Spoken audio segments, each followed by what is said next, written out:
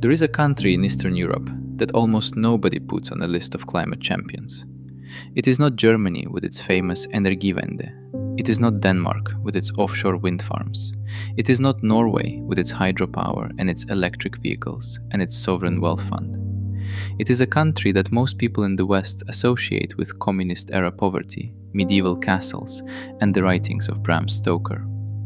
And yet, between 1990 and 2023, this country achieved something that climate scientists describe as the single most important goal of the entire energy transition. It grew its economy significantly while slashing the emissions that come from burning fossil fuels to almost nothing. Romania's net greenhouse gas emissions fell by roughly 75% in total. For every unit of economic value the country now produces, it releases almost 10 times fewer emissions into the atmosphere than it did 33 years ago. Real GDP doubled in the same period. Per capita income rose from just 26% of the European Union average in 2000 to 78% by 2024. A poor, polluted, coal and oil-soaked economy became a modern, growing one, while the planet warmed just a little less because of it. But the story of how Romania did this contains one of the most counterintuitive truths in the entire modern history of climate economics. The first and largest chapter of its green transformation was not planned by anyone. Nobody designed it.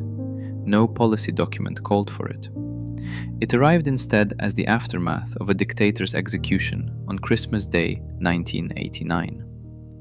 To understand Romania's extraordinary environmental turnaround, you have to start with the economic catastrophe that preceded it, because the two things are inseparable. Under Nicolae Ceausescu, who ruled Romania from 1965 until his violent overthrow in December 1989, the country pursued the most aggressive heavy industrialization program in the Eastern Bloc outside the Soviet Union itself. Ceausescu was obsessed with what he called national self-sufficiency.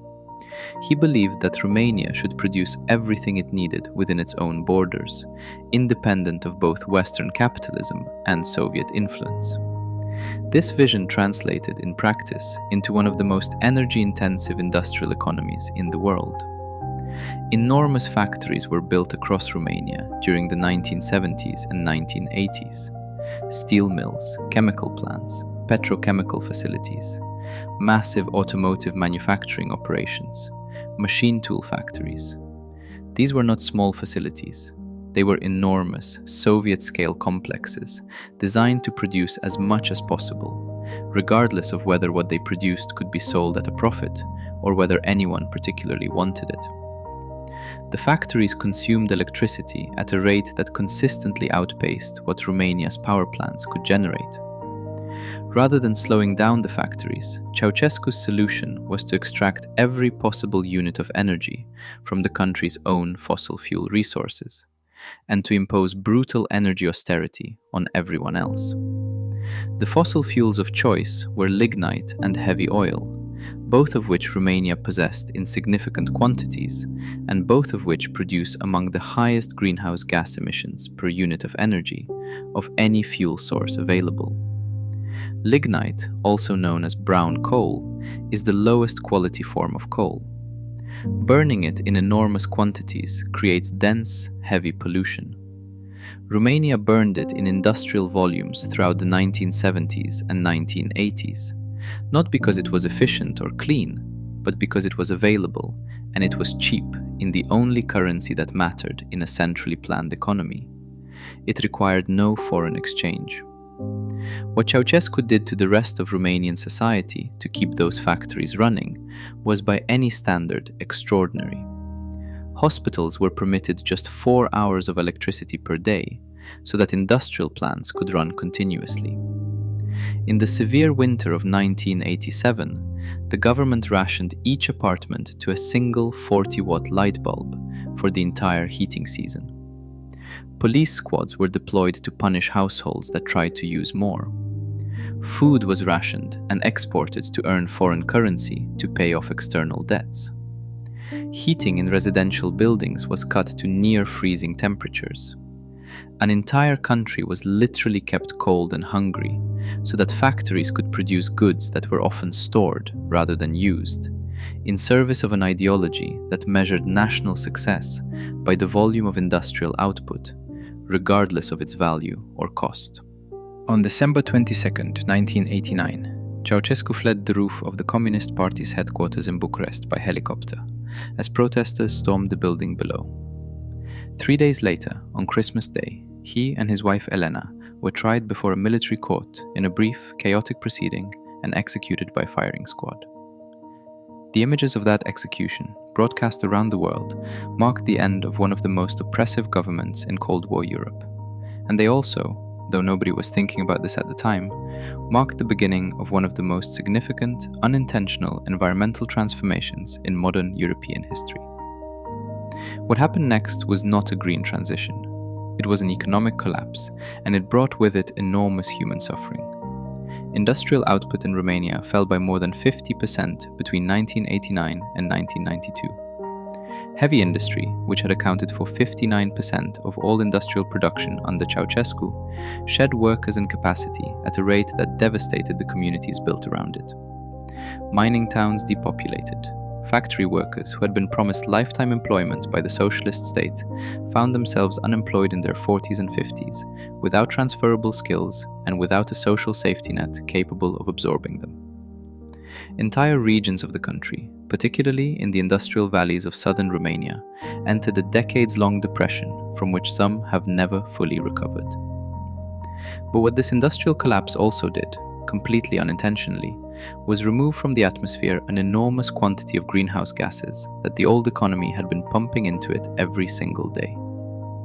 When the lignite mines slowed and the factory chimneys went quiet, Romania's emissions dropped dramatically.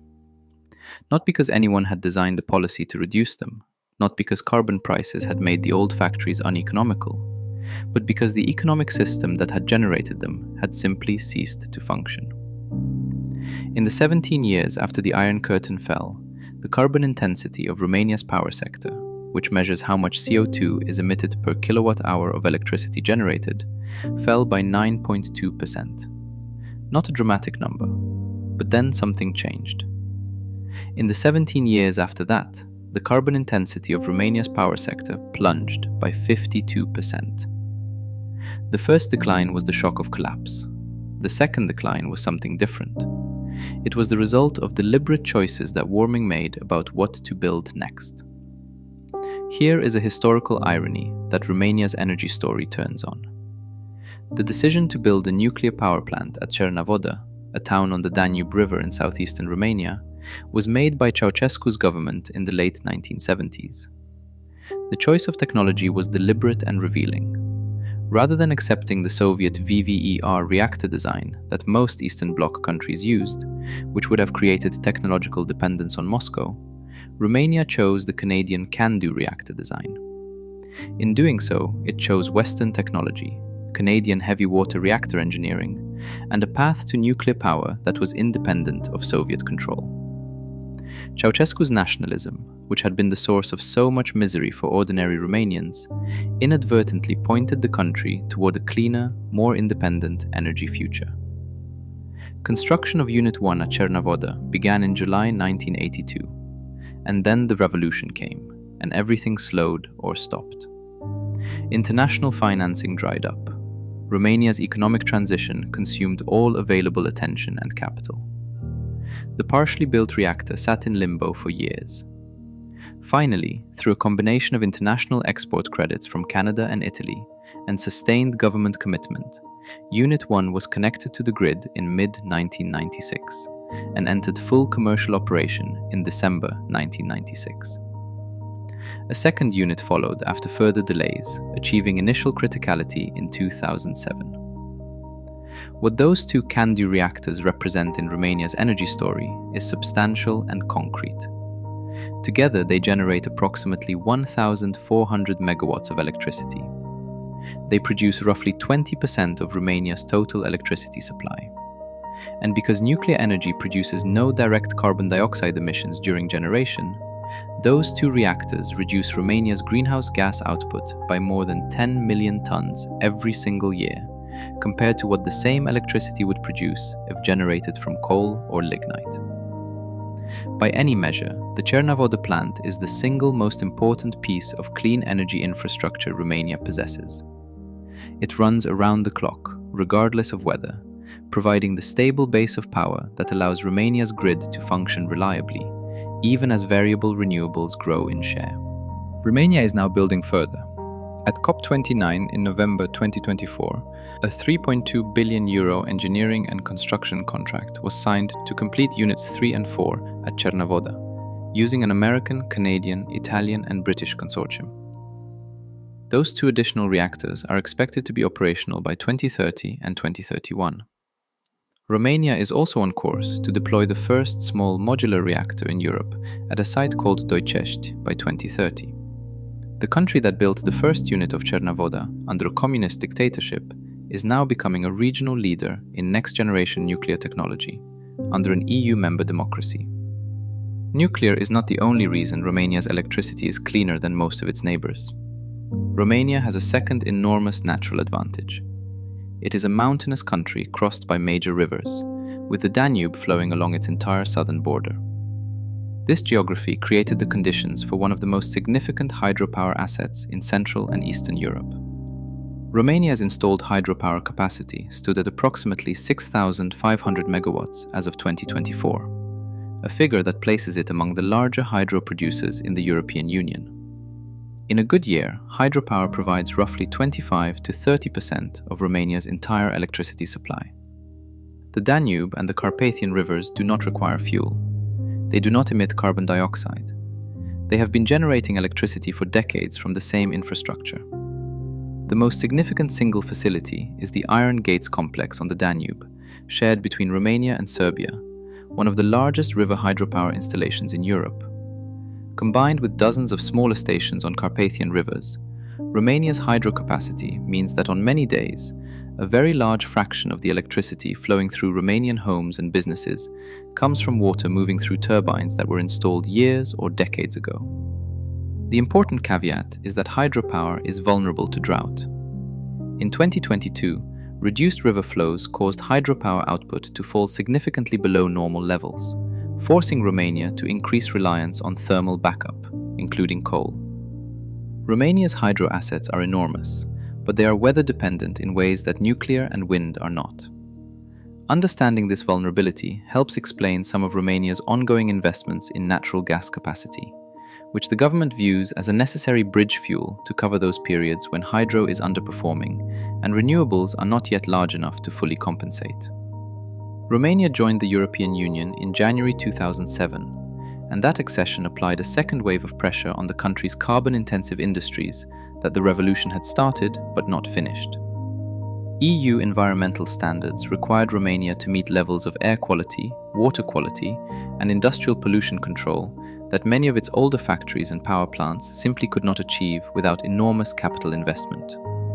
Rather than invest in bringing Soviet-era industrial facilities up to European standards, many operators chose to close them. The result was a further round of industrial restructuring that eliminated another layer of the communist-era carbon-heavy economy. The EU emissions trading system, which put a direct price on carbon dioxide emissions from large industrial and power facilities, made the economics of coal generation progressively worse with each passing year. Lignite-burning power plants that had operated for decades on the assumption that emitting carbon had no cost found themselves facing bills for every ton of CO2 they released. The Oltenia Energy Complex, Romania's major coal mining and electricity generation operation in the southwest, has been undergoing EU-funded restructuring to convert from coal to other generation sources, supported by €4.4 billion from the EU's Just Transition Fund, designed specifically to help coal-dependent regions manage their energy transition. And then something else happened that nobody had quite planned for either. When the communist-era agricultural system collapsed, along with the industrial system, livestock numbers across Romania fell sharply. Collective farms that had maintained large herds of cattle and pigs were broken up. Many were simply abandoned. Land that had been intensively farmed or grazed returned to scrub and eventually to forest. At the same time, the extraordinary level of logging that had characterized the Ceausescu years, when forests were stripped at a rapid pace for timber exports, slowed as the old economic system dissolved. Beleaguered forests expanded onto abandoned agricultural plots. The amount of carbon absorbed by Romania's natural landscapes increased by approximately 77%, according to official data, as trees grew back onto land that had spent decades emitting carbon rather than absorbing it. Romania's forests became part of its carbon story as surely as its power plants did. The most recent chapter of Romania's clean energy story is the one that looks most like what people usually imagine when they talk about the energy transition: a genuine, deliberate, policy-driven surge in renewable energy. Romania introduced a green certificate scheme in the early 2000s to encourage renewable investment. The country's wind resources are substantial, concentrated in the Dobroja Plateau in the southeast, where the flat terrain and consistent Black Sea winds create conditions comparable to some of Europe's better wind regions. By 2024, Romania had approximately 3,100 megawatts of installed onshore wind capacity. On windy days, that capacity provides a significant share of the country's electricity needs. But the most dramatic recent shift has been in solar. Romania added 1.7 gigawatts of solar photovoltaic capacity in 2024 alone, the fastest rate of solar growth in the country's history. By the end of 2024, total installed solar capacity reached 4.7 gigawatts, according to the International Renewable Energy Agency, a figure that would have seemed completely implausible as recently as 2020 had materialized in just a few years, driven by falling solar panel costs, EU recovery funds providing financing, and the policy framework that finally removed some of the regulatory obstacles that had slowed renewable growth for years. In 2023, renewables covered 47.4% of Romania's electricity generation when measured across the full year, a number that reflects the combined contribution of hydro, wind, solar, and biomass. Romania's total primary energy consumption stabilized at approximately 30 million tons of oil equivalent in 2024, essentially flat after years of efficiency gains and economic restructuring.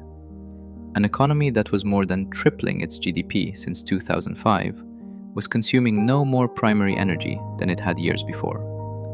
The decoupling was real, measurable, and significant. Let me put the headline numbers plainly, because they deserve to be stated clearly. Between 1990 and 2023, Romania's net greenhouse gas emissions intensity per unit of economic output fell by 88%.